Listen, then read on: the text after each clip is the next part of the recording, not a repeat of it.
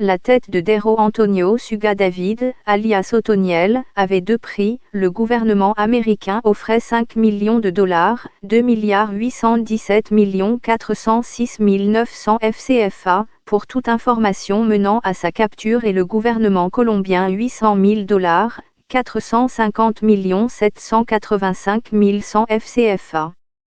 Malgré cela, l'opération visant à mettre derrière les barreaux le baron de la drogue le plus recherché de Colombie et chef du puissant clan du Golfe vient seulement de s'achever samedi, après près d'une décennie de recherche intense. Otoniel, 50 ans, est arrêté dans la municipalité de Neucocle, dans le nord-ouest de la Colombie, lors d'une opération conjointe à laquelle ont participé plus de 300 personnes en uniforme de l'armée de l'air et de la police nationale dans plus de 20 hélicoptères. C'est le coup le plus dur qui ait été porté au trafic de drogue au cours de ce siècle dans notre pays.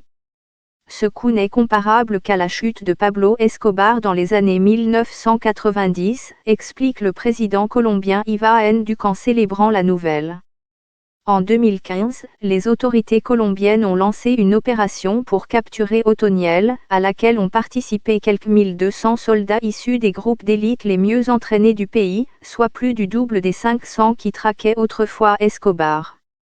Alias Otoniel était le trafiquant de drogue le plus redouté au monde, un assassin de policiers, de soldats, de leaders sociaux, un recruteur de mineurs, souligne Duque. Quant au clan du Golfe, le ministre colombien de la Défense, Diego Molano, affirme samedi qu'il est devenu la plus grande menace de ces dernières années car le plus grand nombre de tonnes de cocaïne que la Colombie expédie vers les marchés des États-Unis et d'Europe est géré et articulé par cette organisation criminelle. Selon la presse colombienne, Otoniel fait l'objet d'une notice rouge émise par Interpol pour homicides multiples, enlèvements multiples et association de malfaiteurs, entre autres infractions. Il fait également l'objet de plus de 120 procédures judiciaires ouvertes pour toutes sortes de délits. La vie d'Otoniel peut être considérée comme une accumulation de couches géologiques de l'histoire de la violence en Colombie au cours des dernières décennies. Né à Antioquia au début des années 1970, il rejoint à l'âge de 16 ans, avec son frère, les rangs du mouvement de guérilla de l'Armée populaire de libération, EPL, aujourd'hui disparu. Puis, avec son frère Juan de Dios Suga David, alias Giovanni, il rejoint les FARC et plus tard, dans ce qui semble être un revirement, les forces paramilitaires des Autodéfenses Unies de Colombie, AUC. En 2005, ce groupe se démobilise, dépose les armes, mais les frères rejoignent les rangs du baron de la drogue Daniel Ramón Herrera, alias Don Mario. Lorsqu'il est capturé en 2009, Otoniel et Giovanni sont laissés à la tête de l'organisation. Otoniel est devenu chef de file lorsque son frère a été tué par la police nationale lors d'un raid sur une narco-party du Nouvel An, le 1er janvier 2012. Considéré comme un cartel important, le clan del Golfo était initialement connu sous le nom d'Urabnos, du nom de la région d'Urabá où il opère, bien que ses tentacules s'étendent sur une grande partie du pays et au-delà. Des membres du groupe ont été capturés au Brésil, en Argentine, au Pérou, en Espagne et au Honduras. Au cœur de l'entreprise se trouve un clan familial, El Suga, auquel ont appartenu non seulement Otoniel et Giovanni, mais aussi plusieurs cousins et autres parents proches. Par exemple, Francisco José Morlo Penata, alias El Negro Sarli, tué lors d'une opération de police en avril 2013, entretenait une relation amoureuse avec l'une des sœurs d'Otoniel, selon la police, et était le commandant en second de l'organisation après la mort de Giovanni. En charge des finances du groupe, la partenaire d'Otoniel, Blanca Cenobia Madrid Benjumea, alias La Flaca, est capturée en 2015. Et celui qui est identifié par la police comme le contact avec les cartels mexicains et chargé de coordonner le trafic de drogue vers l'Amérique centrale est un neveu d'Otoniel et beau-fils d'El Negro Sarli, Arlison Suga, alias Pedro Aria, également arrêté en 2015. En août dernier, le gouvernement colombien a autorisé l'extradition vers les États-Unis d'Alexander Montoya Suga, alias El Flaco, un cousin d'Otoniel qui a été capturé en 2012 au Honduras.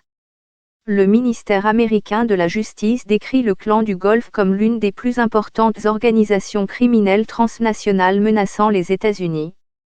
En outre, depuis l'époque où ils étaient connus sous le nom d'Urabnos, le clan du Golfe distribue des brochures dans lesquelles il se fait appeler Autodefensa Gaetanista de Colombia, ce qui est considéré par la presse colombienne comme un stratagème pour cacher son véritable objectif. Les liens familiaux étroits, ainsi que son ancrage dans une région de Colombie qu'ils connaissent bien, sont quelques-unes des raisons pour lesquelles les autorités ont eu tant de mal à capturer Otoniel.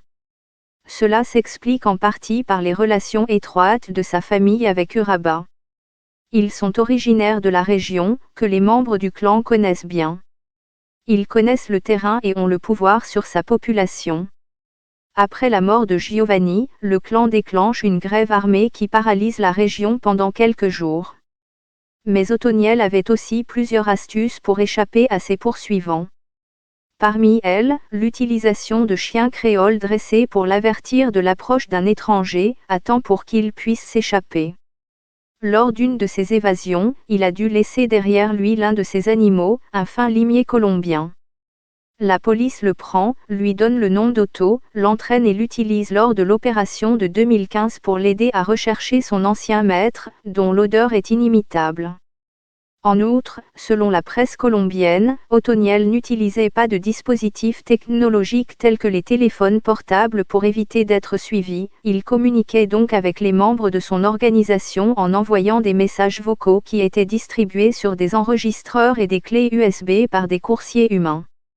La peur d'être capturé l'a également conduit à changer constamment de lieu pour passer ses nuits, généralement dans la jungle et souvent dans des huttes en bois. Ces habitations rurales contrastaient avec les téléviseurs à grand écran, les boissons coûteuses et les parfums de luxe que les autorités trouvaient souvent lorsqu'elles le traquaient. Une autre caractéristique de ces repères étaient les matelas spéciaux coûteux, qui permettaient de soulager l'inconfort d'une hernie discale.